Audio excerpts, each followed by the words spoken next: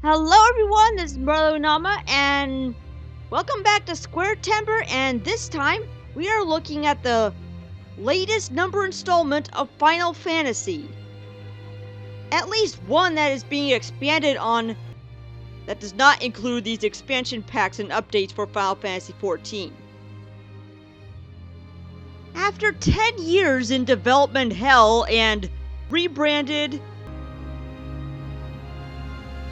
and judging how the series was going down into mediocrity, I was nervous before this came out because they were saying that if it didn't do well, it would be the nail in the coffin for the series, and thus the end of Square Enix, because as you've all known the story since the first episode of this series, you'll know that Final Fantasy is Square Enix's bread and butter. They would be nothing without that series.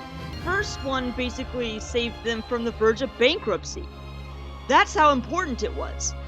And so when this came out, I was in huge relief because it sold faster, and of course they got everything right.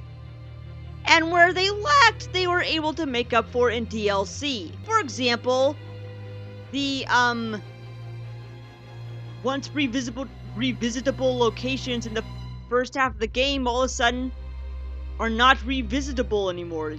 You would actually have no access to them, and also there's a difficulty spike in the 13th chapter, which thankfully they were able to fix with a software update, as well as adding new character expansions on Noctis's four buddies and some guest characters. And of course, Arden Izuna actually makes a pretty good villain. He obviously doesn't seem to be an obvious bad guy until later on that he's actually the leader of the Niflheim Empire that's taking over Lucis and Tenebrae.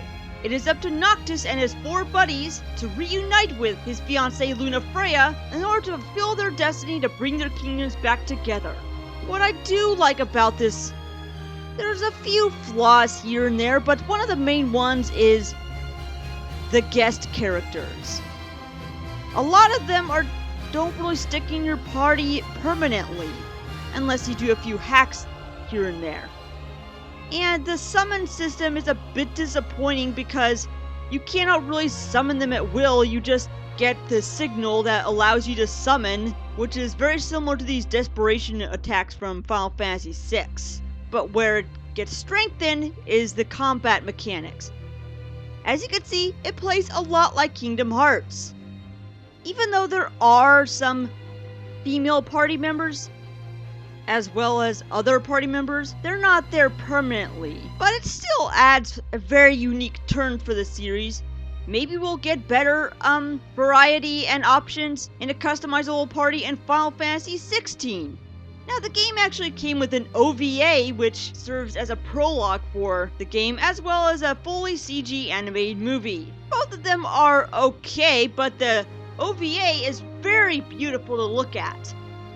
So whether you're a veteran or a person who's brand new to the series, this is definitely one worth to check out, even though it may not be your typical mainline series, which has been strictly turn-based. Even though it doesn't feel like your typical mainline titles, which have been strictly turn-based, with the exception of 11 and 14, obviously.